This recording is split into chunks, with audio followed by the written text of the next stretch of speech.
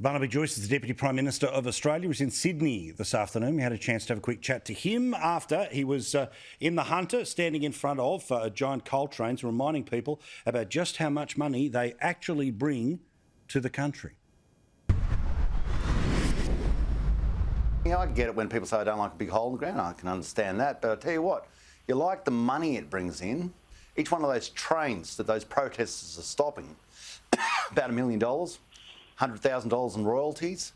I think they've stopped $60 million worth of those trains so far. So that's $6 million that could have gone to the police, that could have gone to hospitals, that could have gone to your roads, and at a state level.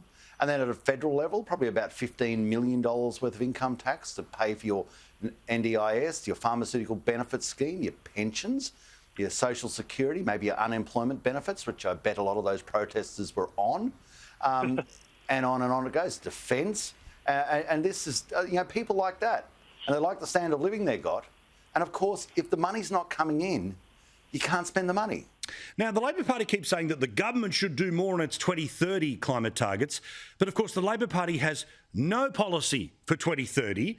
Now, how is it that they can get away with this when it's pretty obvious what the consequences are of whatever target they're going to come up with for 2030? Well, and you need to give them three options, A, B and C.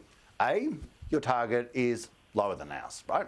Okay, congratulations. Well, that's surprising. B, your target is the same as ours. If it is, nothing to debate. We're both on the same page. Or C, your target is higher than ours, which of course means how are you going to get there? What are you going to do? Does it involve methanes? Does it involve fugitive emissions? Does it involve bovine ruminants, cattle? Do we have to start looking at the number of cattle we've got to meet your target? Does it require a price on carbon? Are you coming at that? And if they keep on saying, no, it's none of those, well, what is it? Well, where's the magic? This is it. Now, people are going to say it's a political tactic. No, this is a fork in the road. And that's why it matters. By the way, what about the bloke who was running the Glasgow summit? And I think we'd all agree we don't want to talk about that anytime soon. It's all over. It's all done. And Boris Johnson, who's pretending it's the end of fossil fuels. Well, the actual fact is a little different. They are going hammer and tong in the North Sea for fossil fuels, aren't the UK?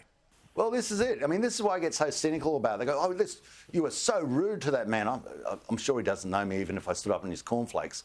So rude to that man because he was terribly upset. He was almost crying. Terribly upset because we didn't ban the coal industry.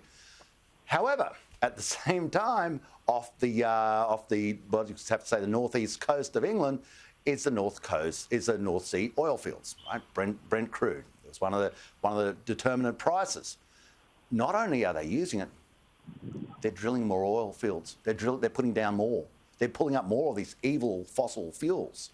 So they never actually talked about closing down the North Sea, but they did want to close down the Hunter Valley in central Queensland. And this is why the cynicism builds up in you. So, well, mate, if you want to be St Chairman Sharma at Glasgow, well, that's great. Lead by example. Go shut down your own oil fields and see how that one goes with you.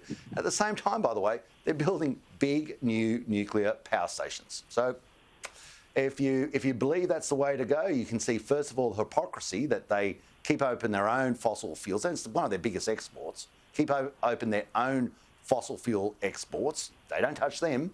At the same time, they promote the construction of nuclear power plants. And I suppose it's a logical way to go, but I don't believe the same people who are lauding Glasgow are coming out saying, and we too need nuclear power. No, that doesn't happen.